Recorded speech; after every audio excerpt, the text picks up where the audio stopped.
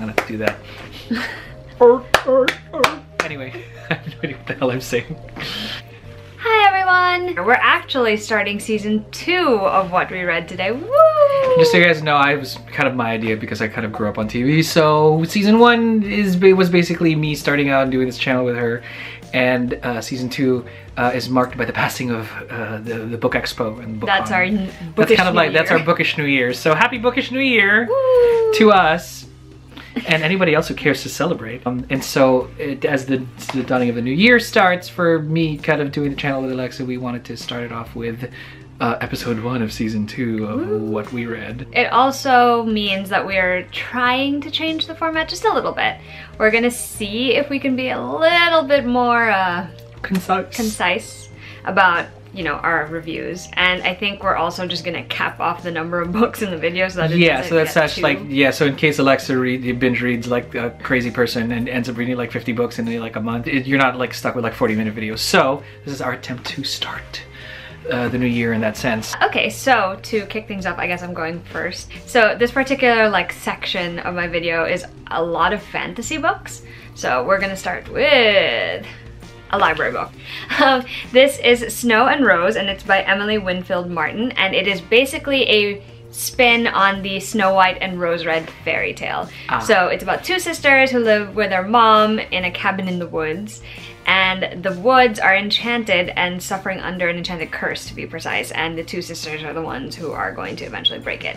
And I wanted to like this story more than I did. I mean, I love the fact that it brought back memories of reading the original fairy tale as a child, and I love the illustrations as well. Let me see if I can find one, because it evokes they're just like so well done, lovely. and like they're so whimsical. That's a boy. That's not Rose or Snow. No, it's not Rose or Snow. That's not Rose or That's Snow. That's a dwarf. But yeah, it was very cute with the illustrations that definitely added something special to it, and it does end on a pretty good note. I think maybe if I had been a little more invested in the characters, I would have probably liked this one a little more, but all in all, it was still a pretty decent, you know, middle grade fantasy retelling read. Okay. Next we have Legendary by Stephanie Garber. This is the 2nd book in the Caraval series, which now has 3 books. The 3rd one is out next year. Legendary follows the other sister, Tella's, point of view as she has her own version of Caraval, but also has to deal with a little bit more than her sister does because she's got some real life problems. I can't really get into it without spoiling the first one, so I'm trying to be intentionally vague, but trust me when I tell you that this one is even better than its predecessor. Stephanie Garber just really manages to like take what she created with Caraval and then expand it into something even bigger with this story. And Tella was never my favorite character in the first book, but after reading this one, she's literally my favorite in the entire series because she's amazing. It is so good, it's so twisty in the best way, and the ending will leave you being like, I need the 3rd book like now. So that's basically me. Also, there's a boy in this book named Dante. I am not first in that line. My friend DJ is first in that line, and I will say this to whoever asks, but I'm also in that line, so I'm just saying. Dante. Next, we actually have 2 books in the series. I read Before She Ignites and the sequel, As She Ascends, by Jody Meadows, and these are both part of the Fallen Isles trilogy. I already talked about this one last year, so we're gonna quickly sum it up for you. It is about a girl named Mira Minkoba who's discovered a secret, and then when she tells the wrong people who are in power, she ends up thrown in prison. And this entire first book chronicles her experiences while she's in prison. And I loved rereading this one because I love Mira a lot. It's so interesting to see her character grow and develop over the course of her time in prison, and to also uncover the plot that she uncovered, you know, that got her thrown into the prison in the first place. The 2nd book, which comes out in September of this year, I was lucky enough to read it early, thanks to Jody, and it is so much fun. Like, this one is very internalized because she's in the prison and she's thinking a lot, and like it's very just about Mira and what she's going through. The 2nd book, on the other hand, there's so much going on now because things have been uncovered and there are revelations and they have to run and avoid all these other people, and it's intense, but in a good way, and it's got a faster pace than this book. It is a bit jarring if you're reading them one right after the other, I'll admit to that, because it took me a while to get used to the new pace, but I was so hooked on finding out what was going to happen next, and the way it ended, I'm just like, so I also need book 3. So like, what is with all these authors writing sequels where I'm just like, stories are... give me book 3. Things. Speaking of sequels, we also have A Court of Frost and Starlight by Sarah J. Maas. This is the A Court of Thorns and Roses novella. Let me emphasize novella. This is not a full novel, even though it looks like it, it is not. It basically talks about what the Inner Circle gang, Farah and Rhys and Azriel and Cassian and Mor and Amren, Lucian, Elaine, and Nessa, what they're all up to, and it specifically focuses on their celebration of the winter solstice. A lot of people. Yeah, I love them all. I personally thought this one was really great because it just gives you that nice feeling of being reunited with the characters you love so much. You also get a tiny hint of what they're internally going through. There are a lot of things that these guys have had to face over the course of the 3 books in the trilogy, and they don't escape the after effects of those terrible things, but it's also just nice to see them having a good moment together. Like it's like a brief interlude before things, you know, shit hits the fan again. It was really fun, it was really entertaining. I don't know, no, this is not the special edition one that I own. I have more than one edition of this book. Of course. Surprise, surprise! But yeah, it was really, really good, and I'm very excited to see where the rest of the series goes. I think that's the end of my fantasy. I read a couple of graphic novels and it was a slow kind of reading month and a half for me, but I'm really, really glad that I picked up these titles. So starting kicking it off with DC's Rebirth. Again, cannot get enough of the DC Rebirth series. The first TPB for the Justice League came out, and it is a world where Superman, the old New 52 Superman. Okay. The old New 52 Well, he's old Superman. now. He was the new one then, and you dated Wonder Woman. That Superman, okay, with like the lines on his, you know, like new uniform, has gone into the terrible, terrible night. He's dead. Should have just led with that. I like how you made it dramatic too. I know. He's gone into the terrible, terrible night. I know, but then the League is and the world apparently is reeling from that kind of madness, especially when the newest kind of Omega level threat comes to, that's not even a real DC term, but the highest level threat comes to the world and it's about to be destroyed again. They are one when Superman down. I know. When isn't it if it's the first Justice League title in the new series ever? And they're in a world without Superman. However, because of the weird kind of convergence that happened in Rebirth, the original Superman that married Lois Lane and now has a kid, John Kent, is actually still around, sort of just kind of keeping a low profile. But Bruce sort of knows where he is. And Bruce is like, we need, like, I don't know you, but like, the other one that died was my friend in this world. I don't know who you are, but you seem like a nice guy. We need Superman. And so he joins the fray, and that's sort of like how that converges. It's explored in other people's timelines and different, you know, titles. But I really loved this particular iteration of the Justice League. Because it's still like it's still got all the hallmarks. Plus, you know, this is the same Clark that eventually Bruce gets to double date with Selena, and instead of Diana, of course, this one is with Lois. So that was pretty fun. And so I recommend it for anybody who wants to start Justice League. It's got all the hallmarks. You got your lanterns, you got your speedsters, you got your I feel like you're cyborgs. like hawking this. It's true though. Lanterns, speedsters. And you got them all. And so every ingredient you need for a good Justice League story. That's true though. Like a little ringmaster there. Right, and the other graphic novel that I'm so glad, also a #1 in many ways, would be Lock and Key by Joe Hill. Love this series. It's twisted and dark and crazy. That's it's about a creepy one, right? It's super creepy. Like at first I thought, ooh, maybe this is like an adventure series, kind of like high fantasy. Okay. Nope. Scary horror crap runs in the family, I find, thanks to Stephen King's genes or whatever it is that he gets his signals from. But Lock and Key is about a family who survives a murder carried out by forces seemingly random, right, where their father is murdered, and they now have to move to to Lock and Key. I want to say manor or house. Obviously, that's how fast I read it and how little I retained. I just know that I loved it. And apparently, in that house, if you find the right key, every door opens and does something really weird. One of which, semi-spoilery, and I'm happy to say that, literally kills you and your spirit leaves your body. Yes, I know where I'm not going. Yeah, and it gets creepier when we find out exactly that maybe the murder of their father wasn't as random as they would like. Oh dear. And it all boils back to whatever's hidden at that house. It is the creepiest thing ever. I'm resisting every urge to buy everything right now because, you know, responsible adulthood and spending and bills. But if that wasn't an issue, I would have bought everything in both, digital, because I like carrying my iPad with me, and like print, because that's so highly recommend Lock and Key. It's a very, very good story. Again, there's a family at the heart of it, and also super cool, creepy, awesome stuff. Anybody who and keys, tons and tons of keys. And doors. Well, the next section really only has one book in it, so I thought I would do that one first. It is a book called North to You, and that's by Tiff Marcello. It's the first in her Journey to the Heart series. And this is a new adult, I guess adult actually, novel that focuses on Camille Marino, who is a food truck owner that is just trying to run her business and to, you know, earn enough money to help send her younger sister to school. And Drew Bautista, who happens to be like the eldest son, I want to say, of a Filipino family who owns a restaurant. And those two used to be sweethearts in high school, and then they meet again as adults and sparks fly.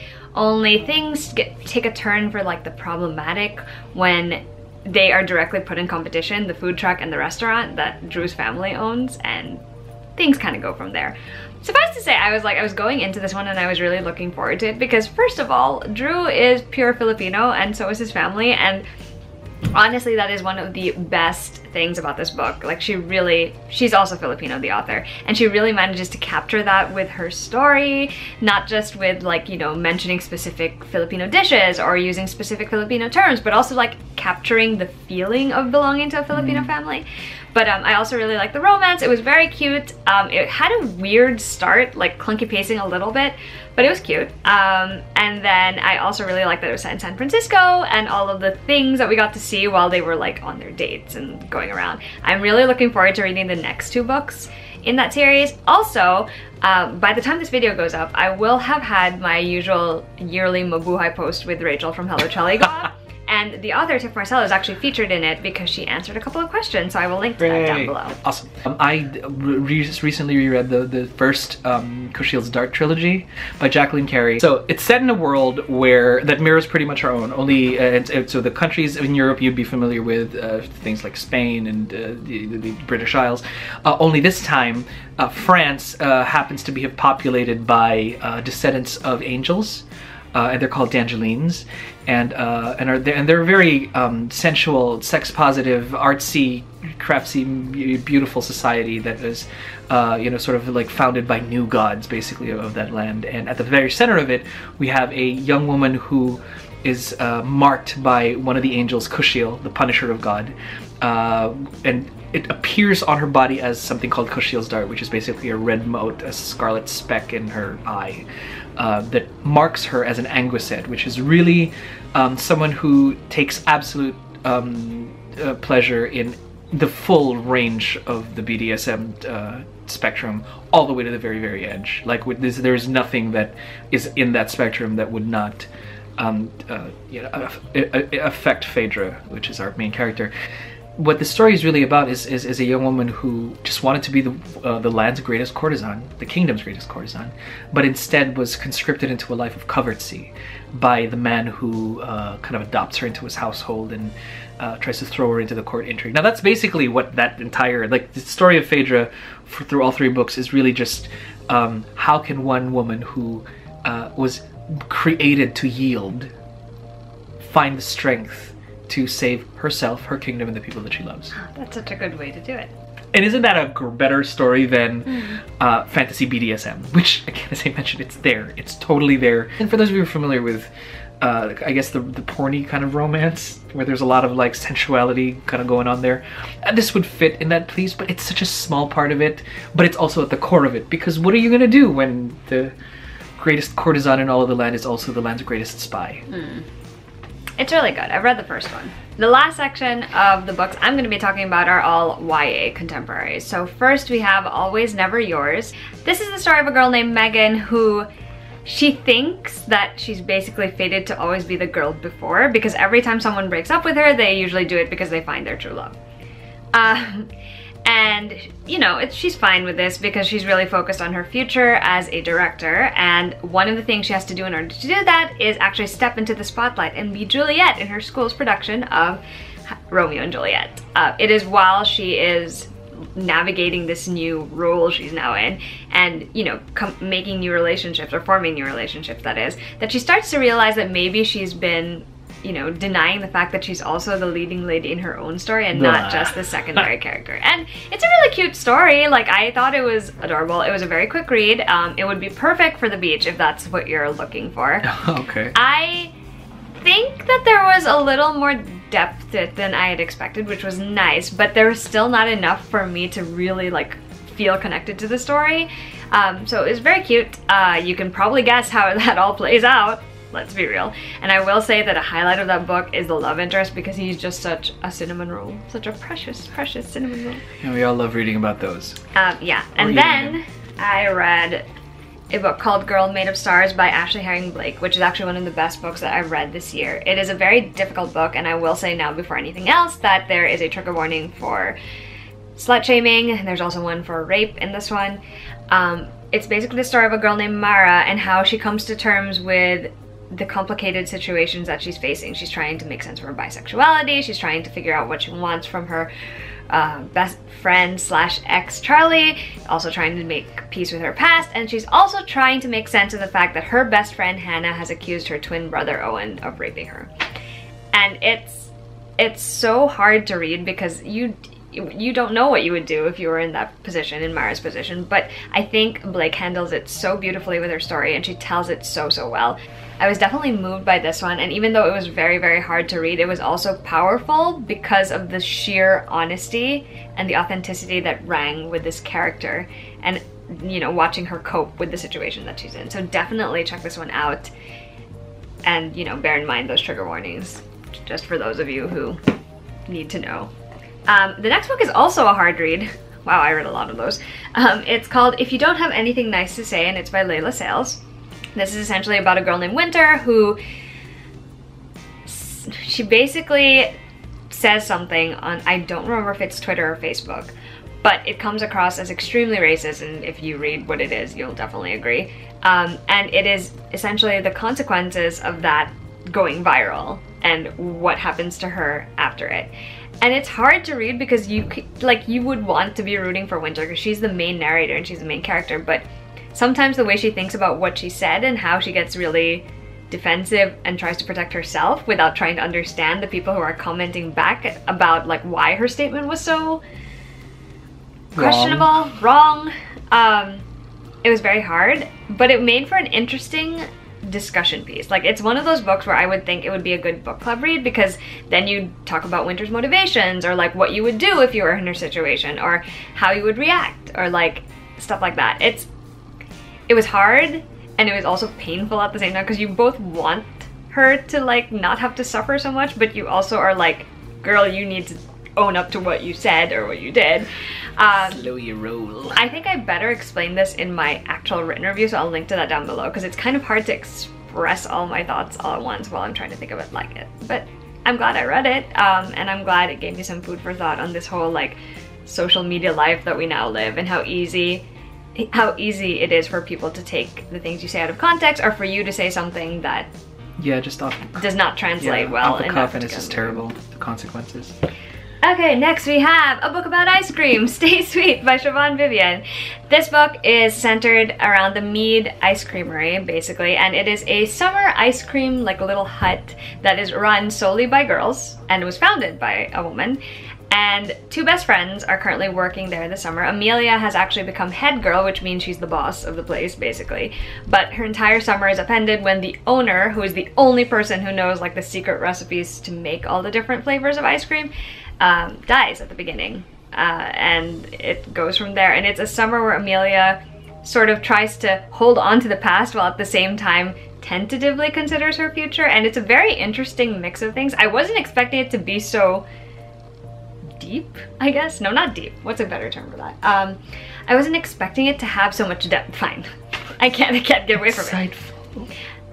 I wasn't expecting it to have quite the depth that it did, because it really is about this girl dealing with an entire summer of change. And that's actually my favorite theme in most of the summer YA contemporary books I read, because it's interesting. You see how someone that deals with the changes in their relationships, or the changes in what's going on in their own lives, and that's exactly what happens to Amelia in this story. And it was really good.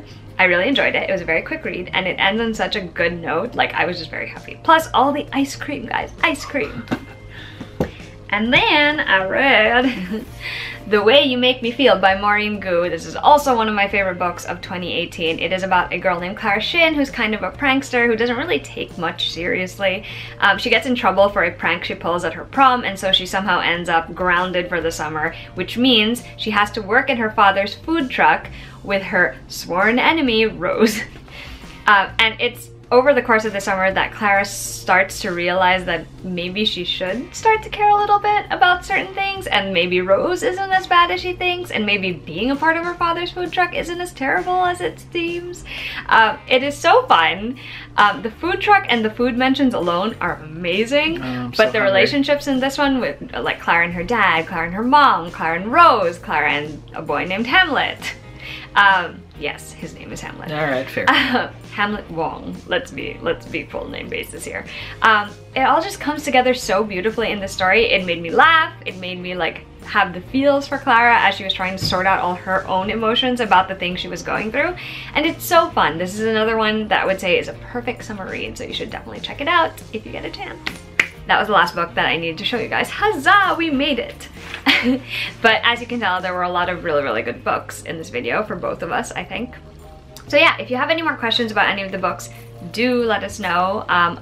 We tend to also review them on the blog. I'm sure I have reviewed the majority of these already, so if I have, I will link to them. And I think Mackie's actually reviewed Chriselle for the blog too. It's highly possible that I have. Yeah. So until next time, until our next What We Read video for season 2, we shall see you then. Goodbye!